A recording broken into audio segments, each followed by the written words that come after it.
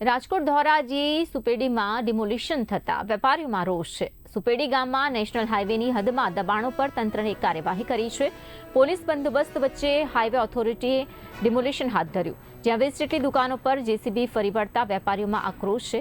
Notice વગર અચાનક demolition કરાયું હોવાના પણ આક્ષેપો કરાયા છે। ચોમાસામાં કાર્યવાહીથી વેપારીઓ મુશ્કેલીમાં મુકાયા છે। અચાનક દુકાનો તૂટતા સ્થાનિકોમાં વિરોધનો સૂર ઉઠ્યો છે।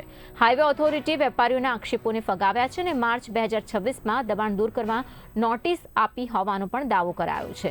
જો કે વાહન ચાલકોની મુશ્કેલી દૂર કરવા દબાણ હટાવ્યાનું તંત્રનું નિવેદન છે, તો સુપેડીમાં ડિમોલિશન મુદ્દે તંત્ર અને વેપારીઓ આમને સામને દેખાયા છે। રોજ અહીંયા હાઈવે ઓથોરિટી દ્વારા ડિમોલિશન કરવામાં આવી રહ્યું છે। હાઈવે ઓથોરિટી દ્વારા કોઈ પણ જાતની નોટિસ નામજોગ કે કોઈ એમાં ક્યારે નોટિસ આપવામાં આવેલી નથી।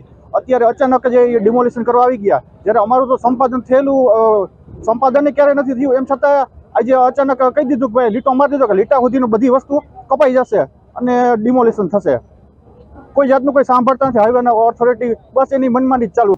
અહીંયા સર્વિસ રોડ છે, પણ દુકાનો છે ને કોઈ પણ માણસને નડતી નથી। ગાડીવાળા બધા જાતા આવતા હતા। આ મેન પ્રશ્ન પુલ બનાવ્યો એનો છે। અહીંયા સર્કલ કરવાની જરૂર હતી ખાસ, અને આ લોકોએ સર્કલ ના કર્યું, અહીં પુલ બનાવ્યો પણ એ પુલે નીચું કર્યું। આમાં ગાડીવાળાને જવું હોય તો અમારે ફરી ફરીને આવે છે બધા।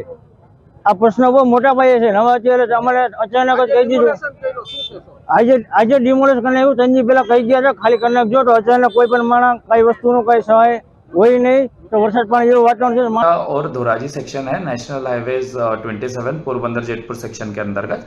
इसमें काफ़ी प्राइवेट प्रॉपर्टीज़ और फार्मर्स और जो भी कमर्शियल इस्टेब्लिशमेंट थे, ढाबा, टी शॉप, पान शॉप, इन लोगों ने नेशनल हाईवेज की लैंड ROW, नेशनल हाईवे का जो ROW है उस एरिया में इन लोगों ने अपने टेम्पररी और परमानेंट कंस्ट्रक्शंस किए थे डिफरेंट जगह, और इस वजह से रोड यूज़र्स को काफ़ी दिक्कत हो रही थी।